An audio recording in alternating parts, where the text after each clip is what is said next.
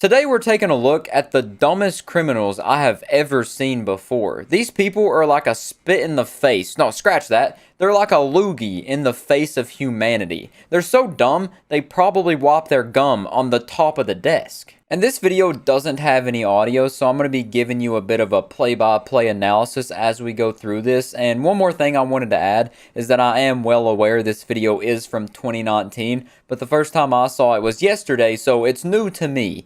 I may be late to the party, but I'm still going to boogie nonetheless. So the first of the three stooges is exiting the car, and for simplicity's sake, I'm going to call him Chad. And Chad looks to have his Mauska tool in his hand, which is a hammer of sorts that he uses to break down the window and get to the goodies inside, like he's a Clash of Clans goblin breaking through that wall to get to the gold. And obviously the gold here is that flat screen TV that he's desperately trying to rip off of the wall, like he's a monkey trying to escape the zoo, just rattling that cage, trying to break it, and doofus number 2 runs into the glass door and almost slides on that glass. And then here's stooge number 3. We'll call him Jared, and then stooge 2, we'll just refer to him as Brad. So we got Chad, Brad, and Jared. They're all panicking, freaking out, falling on the glass, cutting them hands up real nice. And now they got 2 people trying to rip this TV off the wall. And they finally get it, but they drop it. And he leaves his friend in there because the car alarm is now going off. And he slides, slams the door, gets in his car, and presumably leaves. So they broke in and then left with nothing. Absolutely the worst criminals ever, hands down, the dumbest ones by far too, but they did get one thing right. They at least parked in the appropriate spot. One big question I have about this robbery is why they picked this specific office building and why they only chose to steal the TV. Obviously, they're not stealing it for like watching the Super Bowl or something because they shattered it. The first yank, the screen went completely blank and he ruined the TV. So I guess they were trying to steal it to sell the parts inside, like how people steal the catalytic converters and like the copper wire off telephone poles or whatever. But then in the end, they couldn't even steal the TV because the car alarm was alerting everybody that this place is getting robbed by a bunch of 3 Neanderthals. So they had to drop the TV because they couldn't carry it out and then left with nothing, empty-handed, with just their cocks in their hands.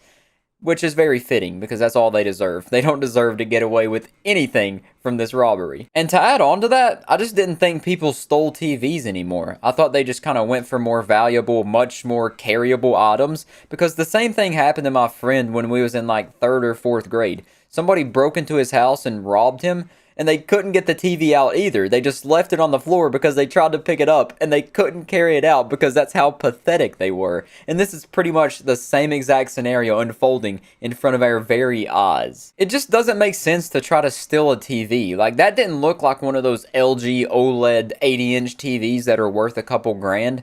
At the most, that was probably like a 50, maybe 60-inch TV, just a normal flat screen. So it'll run you a couple $100, but that's definitely not worth the hassle. Is it worth catching a felony over stealing a wall-mounted TV at an office building?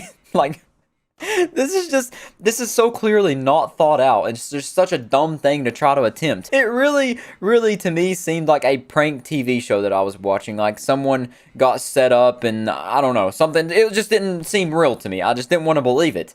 But oh boy, it's real. This was just 3 dumb robbers in Brazil, and they made absolute fools of themselves. I can tell you that much. This is just a hilarious video. It's forever going to be one of my favorite things to watch. I'm going to revisit it every Christmas just to give myself a bit more of that Christmas cheer. Cheer me up, make me happy, make me smile. Because this video will never fail to not make me smile. Will never fail. It'll never fail to make me smile. That's the way to put it. I kind of brain twisted myself there for a minute. I tongue twisted my brain.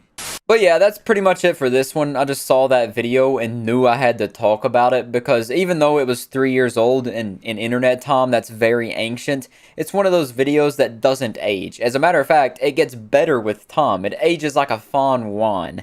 And man, I just love this so much. My favorite part of this video was when that dude ran into the glass, even though the one directly beside it was clearly shattered and he could go through that one. He tried to run through the one that wasn't broken and made himself look like a big dunderhead, like a big doofus. Which they all definitely are. It really solidified how stupid they actually are. And the fact that they were slip and sliding all over that glass like Bambi trying to walk on ice, That's just so good, man. Cutting up their hands from that glass, that's definitely going to thwart them from trying to rob anybody else. It's safe to assume that their robbery days are pretty much over. They're not going to be trying to hit any host anytime soon, that's for sure. But yeah, other than that, I'll catch you next time. Peace out.